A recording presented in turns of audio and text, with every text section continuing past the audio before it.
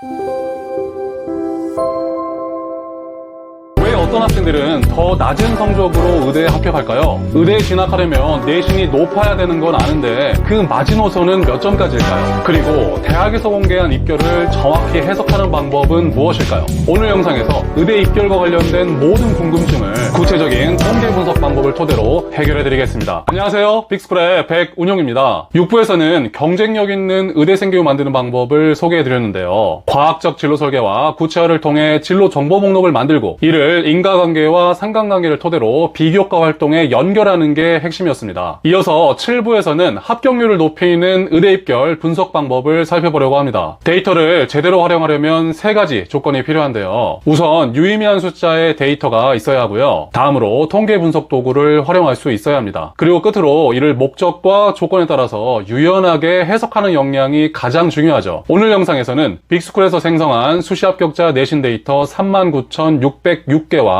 각 대학에서 공개한 입결을 대상으로 기술통계와 추측통계 분석 방법을 활용해서 의대 진학 여부 판단과 맞춤형 계획을 수립하는 방법을 자세히 알려드리니까요. 의대를 희망하는 학생이라면 절대 놓치지 마세요. 먼저 불편한 진실 하나를 보고 갈까요? 4부에서 살펴본 것처럼 고등학교는 일반고, 특목고, 자율고로 구분됩니다. 그리고 이 유형에 따라서 수시 합격자 내신이 다르죠. 2012학년도부터 2015학년도까지 학생부 종합전형 합격자 내신 데이터 14,130개를 고교 유형별로 분석하면 이렇게 되는데요. 평균 일반고와 특목고의 합격자 내신은 최소 0.14점에서 최대 4.48점까지 차이가 났습니다. 또한 같은 일반고라고 해도 지역에 따라서 합격자 내신이 달라졌는데요. 서울대를 기준으로 지방 일반고의 경우 1점 극초반 학생이 수시 지역균형 전형을 통해 1명이나 2명 합격하는 반면에 강남 서초 일반고의 경우 1점 중반에서 후반까지의 학생들이 수시 일반 전형을 통해 평균적으로 5명, 최대 14명까지 합격합니다. 일반고 입장에서 보면 굉장히 억울한 상황인데요. 도대체 왜 이런 현상이 발생하는 걸까요? 그 실마리는 서울대학교 학생부 종합전형 안내서에서 찾아볼 수 있었는데요. 이에 따르면 서울대는 학생을 평가할 때 숫자를 정량적으로만 해석하는 것이 아니라 교과 성적 분포, 이수자수, 원점수, 평균, 표준편차 등 해당 성적의 맥락을 종합적으로 고려해서 더욱 정확한 정보를 정성적으로 평가한다고 밝히고 있습니다. 이걸 풀어서 설명하자면 우선 평균과 표준편차에 따라서 특정 교과 성적의 정규 분포를 파악합니다. 그리고 이때 표준편차가 작다면 우수한 학생들이 모여있는 학교이기 때문에 시험 성적이 평균 근처에 많이 분포한다는 뜻이고, 이러한 사실을 통해서 이 학교는 경쟁이 매우 치열하기 때문에 한 문제만 틀려도 등급이 크게 떨어진다는 것을 쉽게 확인할 수 있죠. 그러니까 학생부 종합전형에서는 이런 식으로 개별 교과와 전체 교과 차원에서, 그리고 한 학년과 전체 학년 차원에서 성적뿐만이 아니라 성적을 획득한 교육적 맥락까지 종합적으로 고려해서 우수한 학생인지 아닌지를 판단한다는 말입니다. 이러한 과정을 내신 표준화라고 하고요. 가장 대표적인 표준화 점수는 연세대학교 교과전형에서 사용하는 Z점수가 있습니다. Z점수를 사용하면 교육 환경이 서로 다른 각 고등학교에서 취득한 점수를 동일한 기준으로 맞춰서 비교할 수 있는데요. 내신 9등급제의 상위 4%에 해당하는 1등급 중에서도 4%부터 0.1%까지 보다 촘촘하게 석차 백분율을 구할 수 있기 때문에 우수한 학생들을 세밀하게 변별할 수 있다는 장점이 있습니다. 예를 들어 일반고 A 학생과 특목고 B 학생이 있습니다. 두 학교의 표준 편차는 같지만 평균이 다른데요. 원점수 100점인 A 학생의 Z점수는 1.3점, 석차 백분율 9.6%로 내신 9등급제의 2등급 중에서 하위권이지만, 원점수 80점인 B 학생의 Z점수는 2점, 석차 백분율은 2.2%로 1등급 중에서도 상위권 학생이라는 게 명백히 드러납니다. 대부분의 상위권 대학 학생부 종합전형에서 이와 비슷한 표준화 점수를 사용하고 있을 것으로 추정되고요. 바로 이러한 이유로 고등학교 유형별로 합격자의 내신 차이가 발생할 수밖에 없는 겁니다. 하지만 외부에서 대학별 표준화 공식을 알 수 없기 때문에 빅스쿨에서 서울대 합격자 수를 기준으로 내신 보정치 추정 모델이라는 것을 만들었는데요. 원리는 다음과 같습니다. 2018학년도 일반고 1556개 교 중 740곳에서 서울대 합격자를 1명 이상 배출했는데요. 이는 일반고에서 서울대를 1명이라도 배출하면 해당 학교는 상위 47 11.5%로서 중위값에 가까워진다는 것을 의미합니다. 50분위 일반고에서 내신 1.0인 학생이 직윤으로 1명 서울대에 합격하는 것을 기준으로 할 때 어떤 고등학교에서 서울대를 5명 배출했다면 문과 1등, 이과 1등, 문과 2등, 이과 2등, 그리고 문과 혹은 이과 3등까지 총 5명이 합격한 셈이죠. 따라서 기준점인 1.0을 기준으로 해당 학교가 0.5점의 내신 보정치를 갖고 있다고 판단하는 방식입니다. 이걸 적용하면 외대부고 민사고의 내신 2.0 학생들이나 서울가고, 경기가고 2.5 학생들이 최상위권이라는 것을 쉽게 파악할 수 있죠. 정리하자면 고교 유형 및 수준에 따라서 학생부 종합전형 합격자 내신이 다른데, 이는 대학별 표준화 공식에 따른 것으로 차별적인 요소라기보다는 지원자의 교육적인 맥락을 종합적으로 고려해서 우수한 학생들을 정확히 변별하기 위해 꼭 필요한 과정이라고 보시면 되겠습니다. 여기까지 이해되셨다면 이제 입결을 볼 준비가 다 됐습니다. 대입정보 포털 어디가에서는 2020학년도부터 대학 전형별 50분위와 70분위 성적을 공개하고 있습니다. 커트라인이라고도 하는데요. 의대학종 70 커트라인을 기준으로 대부분의 대학이 1.5등급 이내로 입결이 형성된 것을 볼 수 있죠. 입결이 1.5등급을 초과하는 대학들은 건국 충주의대, 고려의대, 중앙의대, 계명의대, 가천의대, 경북의대, 한양의대 정도인데요. 이 대학들은 모두 수능 최저가 아주 높거나 특목고, 자사고를 선호하는 대학들입니다. 특히 한양의대, 중앙의대, 가천의대는 고등학교 인지도를 매우 중요하게 생각하는 대학들이에요. 한양대의 경우 70% 커트라인이 2.86인데요. 만약 이 학생이 서울과고나 경기과고 학생이라면 앞서 소개한 내신 보정치 추정 모델에 따라서 1.5점을 빼주면 됩니다. 그러면 1.36점에 해당하는 최상위권 학생이 합격한 것을 알 수 있죠. 따라서 평범한 일반고 학생이 70% 컷을 보고 의대 입시 전략을 세워서는 안 된다는 말이에요. 의대학종은 학교 종류와 상관없이 전교 최상위 내신 성적은 기본이고 세특이나 동아리 등의 비교과 활동도 완벽해야 합니다. 그러면 의대 입결을 고교 유형별로 구분해서 살펴보면 좋겠죠? 이를 위해서는 먼저 의대를 포함한 주요 대학의 수시 합격자 내신을 고교 유형별로 수집해야 됩니다. 2012학년도부터 2024학년도까지 총 39,606개의 데이터를 생성했고요. 다음으로 이 데이터를 대상으로 기술통계 분석을 진행합니다. 기술통계 분석은 전체적인 특징을 쉽게 이해할 수 있도록 수집된 데이터를 정리하고 요약하는 걸 말하는데요. 여기서는 평균 표준 편차 그리고 백분위 수를 50, 75, 95컷으로 정리했습니다. 분석 결과는 다음과 같이 활용됩니다. 먼저 지원하고자 하는 대학 및 전형의 평균이 내 성적보다 높은지 낮은지를 보고 1차적으로 지원 여부를 판단합니다. 다음으로 표준 편차가 작을 경우 상대적으로 내신이 높은 일반고 지원자가 많고 이들 간의 경쟁의 강도가 세기 때문에 내신과 비교과 수능 최저 차원에서 보완 전략을 세웁니다. 끝으로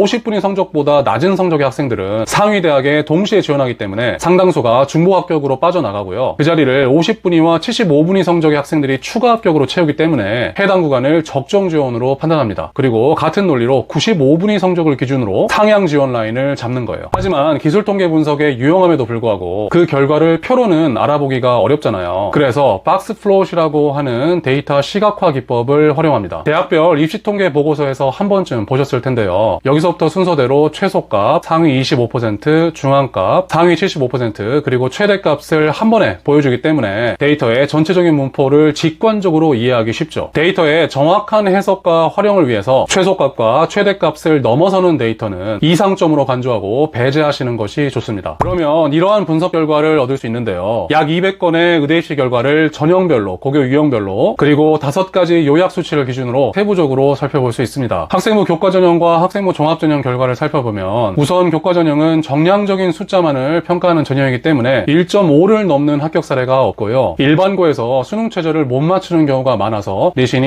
1.5까지 밀렸다고 생각하시면 됩니다. 다음으로 종합전형은 일반고 최대값을 기준으로 1.5를 넘어가는 합격 사례가 거의 없습니다. 있어도 강남 지역 일반고 1.8이나 전국 단위 선발권을 갖고 있는 자율학교인 한일고 1.7이 최대값에 해당하고요. 대다수의 일반고의 경우 내신 1.2에서 1.3 정도를 마지노선으로 보고 1.5를 넘어가면 의대 진학이 불가능하다고 생각하시면 됩니다. 특목고는 수도권 소재 과학고 1.7과 전국 단위 자사고 2.2가 있네요. 총계의 박스플롯으로 정리하자면 전국 일반고 최상위권이 1.2의 성적을 마지노선으로 합격자의 50%를 차지하고요. 강남 서초 일반고 최상위권이 50분위부터 75분위까지 합격자의 약 25%에서 30%가 마지노선 1.6의 성적으로 의대에 합격합니다. 그리고 특목고나 전국 단위 자사고 최상위권이 75분위에서 최대값의 성적으로 의대에 진학한다고 보시면 됩니다. 대부분의 의대의 학생부 종합전형 합격자 분포가 이런 식으로 형성된다는 걸 꼭 기억해 주세요. 지금까지 기술통계 분석 결과를 살펴봤는데요. 유용한 정보가 많이 있었지만 하지만 이 정보들은 모두 수집된 데이터에 국한된다는 한계를 갖고 있습니다. 즉, 의대 합격생 전체의 특징을 보여주는 게 아니란 말이에요. 그래서 기존 데이터를 표본으로 두고 전체 모집단의 특성과 분포를 추론해야 하는데요. 이걸 추측 통계 분석이라고 합니다. 중심 극한 정리에 따라서 시험 성적은 평균과 표준 편차를 갖는 정규 분포를 따릅니다. 이때 정규 분포는 68, 95, 99.7이라는 경험적 규칙을 따르는데요. 이건 평균을 기준으로 플러스 마이너스 1 표준 편차 범위에 모집단 전체 데이터의 68%가 존재하고 플러스 마이너스 2 표준 편차 범위에 95%, 플러스 마이너스 3 표준 편차 범위에 99.7%가 포함된다는 말입니다. 따라서 어떤 의대 합격생 표본의 평균이 1.55, 표준 편차가 0.31이라면 해당 대학 합격생의 전체 모집단은 다음과 같은 분포를 갖게 되는 거예요. 플러스 마이너스 1 표준 편차 범위인 1.24와 1.86점 사이에 전체 합격생의 68%가 존재하고요. 플러스 마이너스 2 표준 편차 범위인 0.93과 2.17 사이에 95%의 합격생이 존재합니다. 그리고 합격자의 내신이 1.0 아래로 내려갈 수는 없기 때문에 플러스 2 표준 편차 범위와 플러스 3 표준 편차 범위인 2.17과 2.48 사이에 나머지 5%가 있다고 추론할 수 있는 거죠. 이제 최종적으로 추측 통계 분석 결과를 기술 통계 분석 결과랑 연결해서 해석해 볼게요. 앞서 정리한 평균 1.55, 표준 편차 0.31의 정규 분포는 2020학년도 연세대학교 의치외과 활동 우수형 합격자 41명의 입시 결과인데요. 먼저 정규 분포에 따라서 플러스 1, 플러스 2, 플러스 3 표준 편차 점수가 몇 점이고 각 점수까지 전체 합격자의 몇 %가 포함되어야 하는지 그 기준을 세웁니다. 이때 추측 통계로 추론한 최대값은 2.48인데 연대에서 밝힌 점수는 2.55였습니다. 조금 차이가 있지만 꽤 비슷하게 맞춘 셈이죠. 다음으로 공개된 그래프의 좌측 눈금을 30개로 분할하고 한 칸당 0.05점으로 환산해서 25분위, 중앙값 75분위 성적을 추론합니다. 끝으로 기술통계 분석 결과로 도출한 의대수시 합격자 분포를 적용하면 고등학교 유형 및 지역에 따라서 몇 명이 몇 점으로 연세대학교 의치외과에 합격했는지 알 수 있죠. 연세대의 2023학년도 입시 결과와 평균과 표준 편차를 공개한 다른 의대도 이러한 과정으로 분석하면 모집단을 매우 정확히 추론할 수 있고요. 이걸 입시 전략에 활용하면 의대 합격률도 당연히 높아집니다. 전체 강의 내용을 빠르게 정리할까요? 먼저 고교 유형별로 합격자 내신이 다른 이유가 내신 표준화 공식에 있다는 것을 밝히고 고교 유형별 최상위권 파악을 위한 내신 보정치 추정 모델을 소개했습니다. 다음으로 대학 공개 의대 입결과 빅스쿨 데이터를 소개하고 기술 통계 분석 결과를 시각화해 시사점을 도출했습니다. 끝으로 추측 통계 분석을 통해서 의대 합격자 모집단의 특성과 분포를 추론하고 이를 기술 통계 분석과 연결해 해석하는 과정을 의대 합격률을 높이는 입결 분석 방법으로 강조했습니다. 합격률을 높이는 의대 입결 분석 방법을 살펴본 오늘 영상 어떠셨나요? 처음 접하는 내용들이 많아서 조금 어려워하시는 분들도 있었을 것 같아요.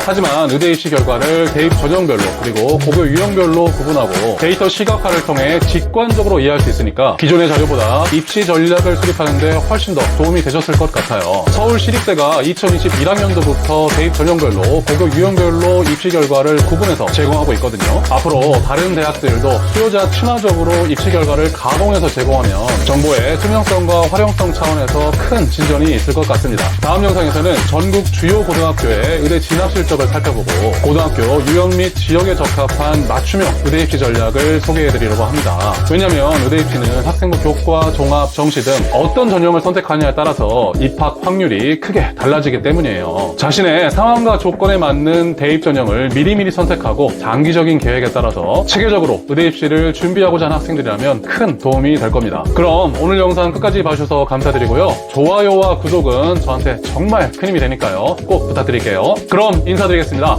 진로진학은 백운용 감사합니다.